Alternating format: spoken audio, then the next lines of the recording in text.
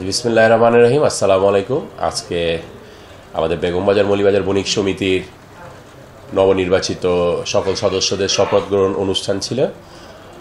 তো আমি প্রথমেই মহান আল্লাহ রাব্বুল আলামিনের কাছে অশেষ রহমত এবং ধন্যবাদ জ্ঞাপন করছি যে মহান আল্লাহ রাব্বুল আলামিনের সহায় ছাড়া কোনোভাবেই এটা সম্ভব ছিল না।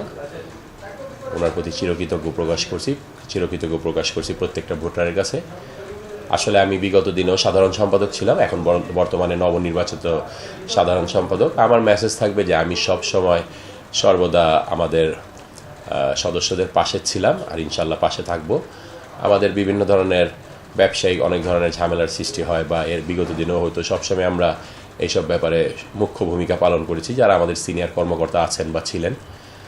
তো এইবারও আরও বেশি করে আমরা চেষ্টা করব যে ভালো কিছু করার, যেহেতু আমি দ্বিতীয়বারের মতো সাধারণ সম্পাদক, ভোটারদের ভোটে বিপুল পরিমাণ ভোট পেয়ে সাধারণ সম্পাদক নির্বাচিত হয়েছি। আমার প্রতিশ্রুতি যেগুলো ছিল আমার প্যানেল থেকে সেগুলো আমরা সম্পূর্ণ অক্ষরে অক্ষরে পালন করব। আর ব্যবসায়ীদের যে কোনো বিপদ আপদের, যে কোনো সমস্যায়, ভ্যাট ট্যাক্সের যে সমস্যা থাকে বা আপনার এভাবে অনেক ধরনের ব্যবসায়িক প্রবলেম থাকে, সেটা আমি বিগত দিনেও ফেস করে আসছি।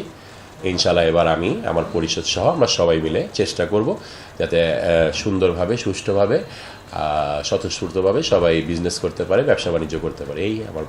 কিন্তু আসলে বেলা শেষে কিন্তু আপনি দেখেন ব্যবসায়ীরাই কিন্তু ভ্যাট ট্যাক্স দিয়ে সরকারের পাশে আছে যে কোনো ব্যাপারে।